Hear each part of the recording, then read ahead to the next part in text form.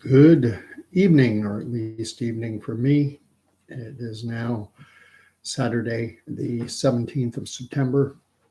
I'm live at 11:14 p.m.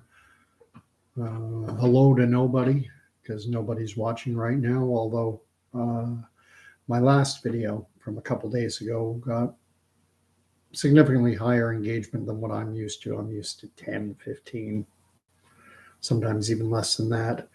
And my video from a couple days ago was watched 40, 50, 60 times, something like that. Nothing huge, but more than normal.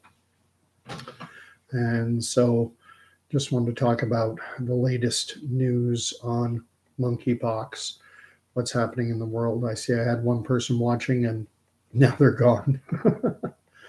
The CDC, Centers for Disease Control and Prevention in the United States, their numbers haven't changed for the week ending September 17th. So that's the week ending today.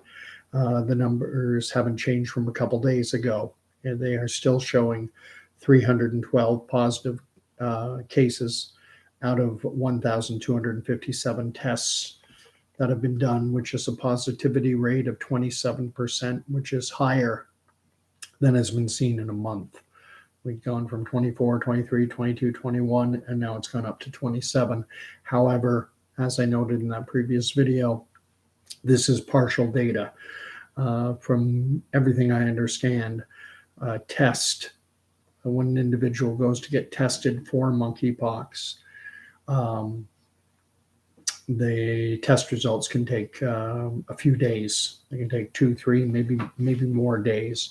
So it'll probably be toward the end of next week when the final results for this week, this 7-day period ending September 17th, become finalized, and we'll see if they, do any more testing, because 1,257 tests versus a testing capacity of 80,000. One quick note, when according to the CDC website, the testing numbers, those aren't actually tests, that's number of individuals, because an individual might have more than one test done on them. Apparently, I've further read that if someone has lesions, a rash on different parts of the body, that they'll do more than one test. If it's on the hands or the arm and on the face and maybe in other more sensitive areas, that individual might be tested 3 times. But in terms of their reporting, it's based on individuals. So 1,257 individuals have been tested during this 7-day period that ends today. So far, that's the numbers that are being reported. I imagine that there are likely a large number of tests, hundreds, maybe thousands more tests that they're awaiting the results, whether they put them in the positive or negative column. So we'll see what happens with those numbers. But referencing my last video, I said that China was reporting 0 cases. It's now been widely reported that they have identified their first confirmed case. And the reporting is saying that it was imported from another jurisdiction. I've included a link for a Bloomberg story on it. I've seen it also reported on the Reuters wire service. And China's continuing to report 1 case. And if you go on to that global site that I have, that, like World Meters, gathers information from various global health agencies and then populates it to a site, that website still has China at 0. So, are they not reporting it as being a Chinese case because it was imported? I don't know. But I suspect that's possible, that they may be saying, well, this isn't a Chinese case of monkeypox. This was imported from another jurisdiction, so it should count toward their numbers, not ours. I don't know.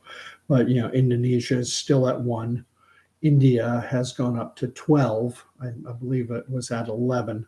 And I think Russia, the Russian Federation, their number was 2 a couple days ago, and I just checked now, and it's still 2. So everything's very much in flux. Now, I was reading an article in Canada's CBC, Canadian Broadcasting Corporation. If you're not a Canadian, that's somewhat akin to the Broadcasting Corporation, the BBC. It's government-funded media. And they published a story. If you want to see the original story, the title of the article is "For Virus Tracking, Wastewater is Liquid Gold. Scientists hope that work isn't flushed away."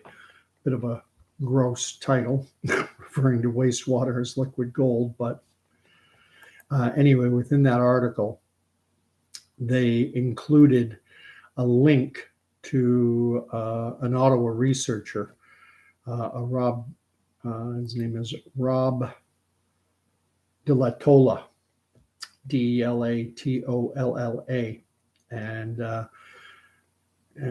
he's a professor of environmental engineering at the University of Ottawa, and he has a research lab, or he's part of a research lab tracking COVID in Ottawa wastewater along with other regions in Ontario. That's what his Twitter feed says, and they've quoted him in a CBC News article and given a his Twitter account, because what he is doing is he is publishing monkeypox viral signal in Ottawa wastewater, and I've included the link to his Twitter account below for anyone who wants to check. If you blow up the chart, admittedly, the number of new daily reported MPXV monkeypox cases, that's easy enough to understand because it's a simple bar graph. And you can see that, back in May, sometime after the 24th, they reported, one case. And then there wasn't another case until it looks like June 14th. Might have been 2 cases, 1 each day. And then again, from June 24, there were a number of days with 1 case being reported. Then sometime around June 28th, 2 cases were reported, then back to 1 after that. So it's a bar graph, and it never goes above 3 in a day. But then they give what is called genomic, and then it says DNA, MPXV copies, PMMOV, and this is the wastewater data. And it tells you levels of monkeypox virus that are being detected in the wastewater in Ottawa. And that graph starts out at 0, then it goes up and down and climbs to a rate of 5.0 times 10, maybe to the 5th power. I don't understand the methodology beyond this. This is beyond my pay scale. But I think it's simple enough to discern that, it's showing the levels of monkeypox virus being detected in wastewater. It's going up to this level near around 5, down to 1 or 0, and then back up to 5, and then down and up. And right now, currently, as of September 6th and going forward, it looks like it's at 0. And it's right on the 0 line. So what that would say to me is that, based on this published data, that currently in Ottawa, in that jurisdiction, they're not finding any indication of monkeypox as being present in the wastewater. Not a job I would want, analyzing wastewater, gross, but it is, it is what it is. And I do think, probably can serve as a leading indicator, because monkeypox is said to have a 3-week incubation period. And I do believe that certainly pre-symptomatic transmission strikes me as incredibly likely, because I've read a number of firsthand accounts where individuals have come forward to media and they've detailed their firsthand experience as being infected, how they believe they were infected. I talked about that article in insider.com. That is the website.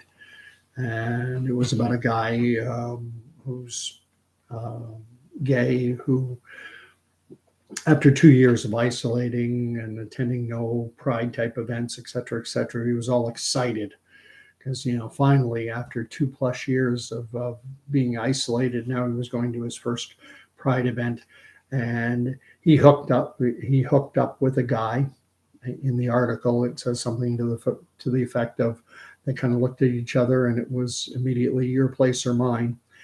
And if the individual had, if either one of the two had a rash on their body, that would be you would think, I would suspect, I think it's reasonable to assume, assuming is dangerous, but I think it's reasonable to assume that they go, whoa, stop. And that would be the end of it. So that suggests to me that the guy who had it didn't know. He wasn't aware of the fact. He was pre-symptomatic. Now, did this individual later develop it? Or did he not? If he did not, if he never developed symptoms from it, that would suggest that asymptomatic transmission is possible. But the difficulty is with an incubation period, 21, that can be as long as 21 days long.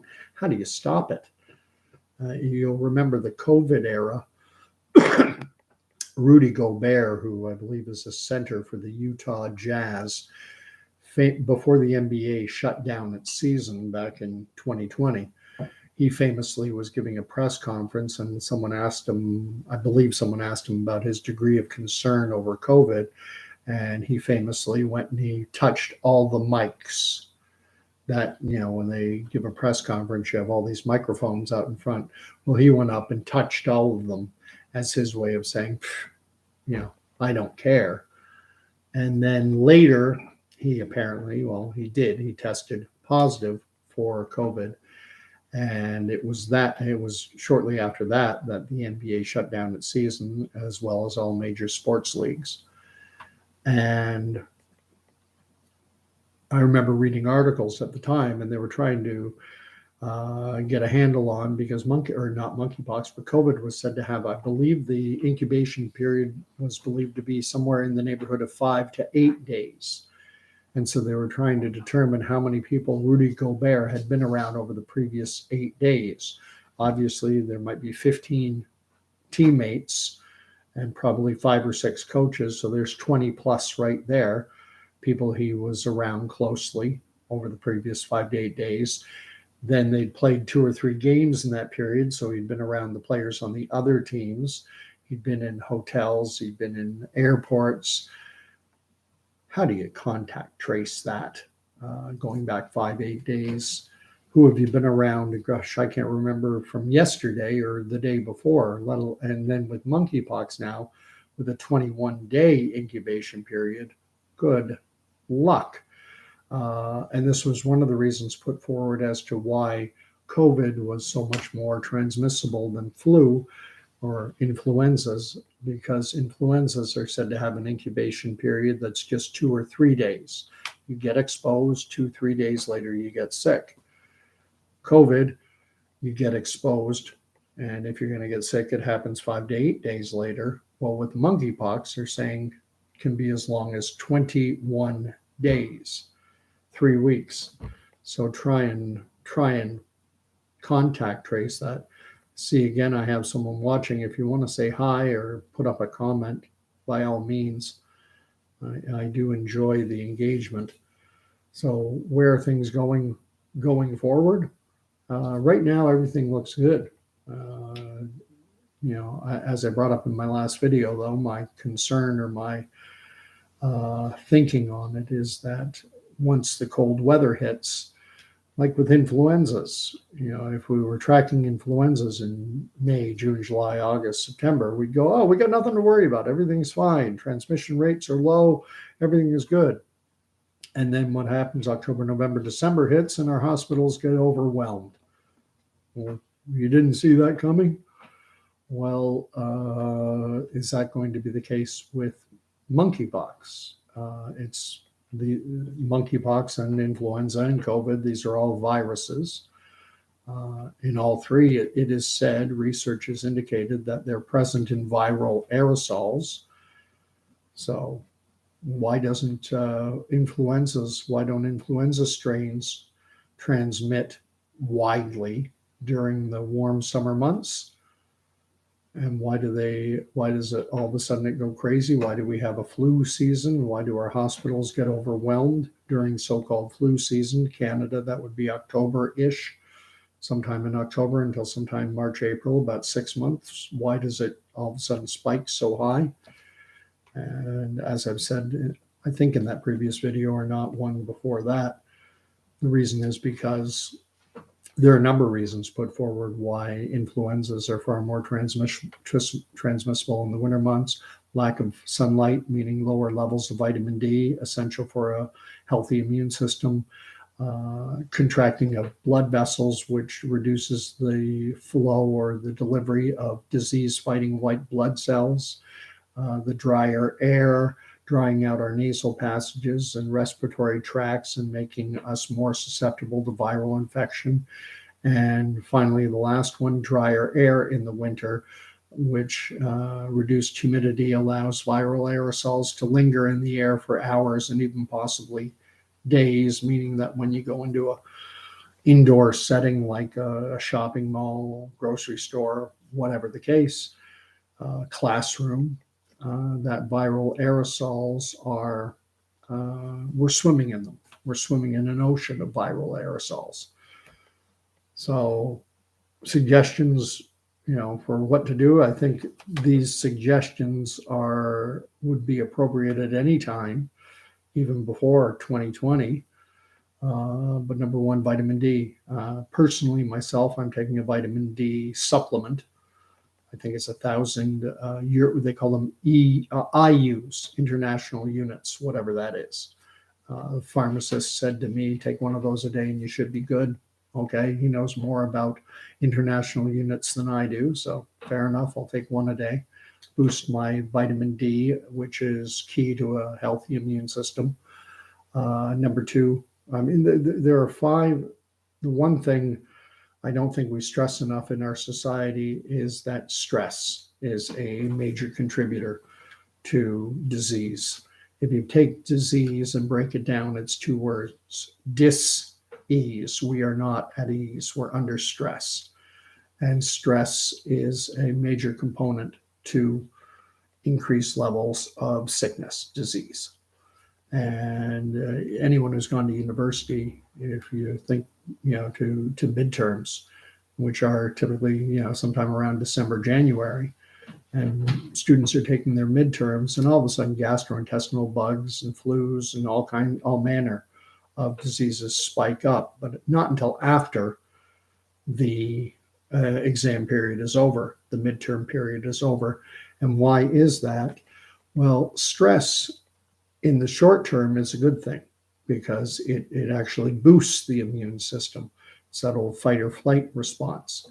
And so in the short term, stress is a positive, but long periods of sustained stress have been shown to weaken people's immune systems. And I was listening to a gentleman by the name of Dr. David Katz, K-A-T-Z, who's the past president of the U.S. Centers for Lifestyle Medicine, or something very close to that. Yale University educated. And he enumerated five key elements that you can look to if you want to boost your immune system. And one you can't do anything about. He said one is your genetics. Well, that's a lottery. What you got, you're stuck with it. But the other ones are controllable to a degree. One is proper diet, and getting enough fruits and vegetables and vitamins and minerals. So diet. Exercise. Getting exercise is good for you. You're boosting your immune system and reducing stress. Getting enough sleep is important. And the fourth one, I think it was just managing stress, which kind of the other three play into. So, because things are, if things do blow up, I mean, we've seen the way the media reports things, it's panic porn. It's everything's about driving an emotional response, about telling people not only what to think, but how to feel about it. Denzel Washington gave a famous quote, and I think it was on the Oscar red carpet. And you can look for it. I'm sure it's out there on YouTube or other video platforms.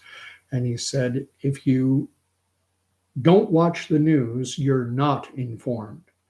And if you do watch the news, then you are misinformed.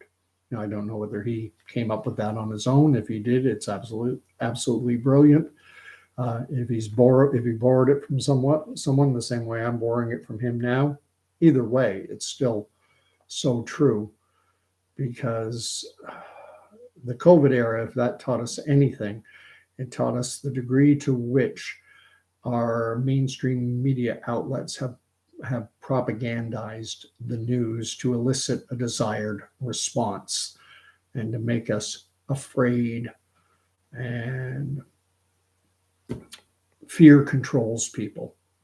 Fear is a virus in of itself. FDR, Franklin Delano Roosevelt, famously during the Second World War, told Americans, the only thing to fear is fear itself. Fear robs an individual of his or her ability to think critically and to reason and for rational thought. And the way the media played on fear was disgusting. And it wasn't just the media, it was even our public health officials. I've spoken about it often enough before. Dr. Dina Hinshaw in Alberta, she did a public press conference because Alberta, the province of Alberta, had just identified its youngest ever COVID death.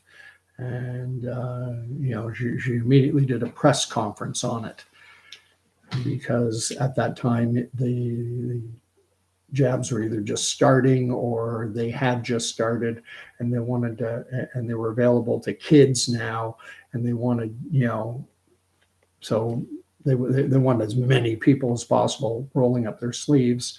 And so to push that point home, they took the death of a tragic death of a 14-year-old kid and politicized it and tried to use it as justification. As it turned out, that child had not died of COVID. This was a 14-year-old kid in palliative care. I have trouble with that word. End of life care. Palliative care is when the health profession, whatever, the hospital, they know you're dying. There's nothing that can be done. You're terminal, and it's designed to keep you as comfortable as possible. And there are things like morphine drips where you can just self-administer morphine if your pain gets up. This kid had stage 4 inoperable brain cancer. And 2 days before he tragically but fully expectedly died, they subjected this kid to a PCR test. And when it came back positive, they tried to count it as a COVID death. And if it were not for this lad's or for his two sisters, I think the sisters are older, his two sisters raised a hue and cry in the media. And it was because of that Dina Hinshaw then later issued a public statement apologizing and said, well, it was a mistake. It was an error in judgment. And I say, bull. She knew exactly what she was doing. Likewise, CBC News in Edmonton, Canadian Broadcasting Corporation, as mainstream as it gets, they went to air and they showed an ICU patient hooked up to a ventilator. And eagle-eyed news watchers saw that it wasn't a patient, it was a mannequin. And that is grossly unethical. And again, CBC in Edmonton, they tried to say, well, we made a mistake. It was an error in judgment. And again, I say bull. because that would mean that the news director for CBC Edmonton had never took first-year journalism, never learned anything about ethics. It would be okay to show that image, provided you provide context and say to the viewer, the listener, the image that we're showing in the back here of a patient hooked up to an ICU is actually a mannequin. We're merely showing you this so that you can get a visual representation of what a patient in ICU would look like, but this is a mannequin. That would be ethical. CBC News was unethical, at least their Edmonton affiliate. And there are reams more of other examples. But everything that we've undergone over the past 2+ years has been designed to drive fear, which robs you of the ability to think critically. I had another thought on it.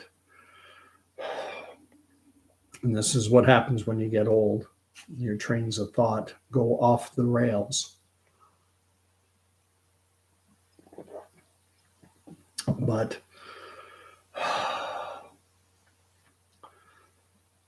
the curious thing that I find is that a lot of people didn't lose their critical thinking skills. A lot of people saw through the nonsense. They saw through the panic porn, and they were engaged in critical thinking, and they questioned things, and they didn't accept the mainstream narrative blindly without, However, now with monkeypox, because things are right now, the reporting on it, the trending on it is that it's going down. Now, that's what people want to hear. And so because it's what they want to hear, hunky-dory, all's good. Now individuals are trusting the mainstream media narrative vis-a-vis monkeypox. And I'm not saying it's right or it's wrong. I'm not saying they're presenting news unethically like they did during the COVID era, or that I'm not saying it's inaccurate. I'm not saying it's accurate. I'm simply asking the question whether or not it's accurate. I don't have an answer to that question. I don't know, because the amount of surveillance going on with monkeypox is nothing like we saw during the COVID era. And from what I understand, an individual who is experiencing symptoms that are consistent with monkeypox, that they do not get tested for monkeypox unless unless that individual is presenting a rash, lesions like pimples. If those are absent, no test. And the difficulty is that the symptoms that are monkeypox symptoms, general symptoms aside from the rash, they mirror a lot of other diseases, herpes, flu, any number. And so you don't get tested for monkeypox unless the rash is actually present. And even when the rash is present, it could also be herpes, and there are some other diseases out there. Hence why not everyone going in with a rash and getting tested for monkeypox, and CDC numbers, they're saying 27% partial data for the most recent week. So most of the tests that they're doing are still negatives. They're not actually monkeypox. They are obviously something else. These are people presenting a rash, but it's not a monkeypox rash, some other rash. So anyway, that's all I have to say for tonight. I'm going to wait before I do another one. I'm going to wait until the CDC actually updates those numbers, because I'm curious to see what level of testing gets to. So far, for the 7 days leading up to today, the 17th, so far they've only done 1,257 tests, and that's against a testing capacity of 80,000 for the week. So they're, during the COVID era, they were testing through a fire hose. Now they're testing through an eyedropper. Fair enough. I don't have an issue with that. I think we should have done that during the COVID era. I don't think anyone should have been tested unless they were actually sick. But anyway, I'll leave it there, and we'll see what happens going forward. And I'll just reiterate as a final point, if monkeypox is going to take off, I don't believe it'll happen until the weather starts turning cold. And by cold, I mean overnight daily or overnight low temperatures that start hitting down in and around the 0 degree mark, 0 degrees Celsius, 32 Fahrenheit, somewhere down when we start seeing temps down around zero. That's when the air dries out. That's when people complain that their skin itches and things of that nature. So good night. God bless. Talk to you soon. 30 minutes. Not bad. All right.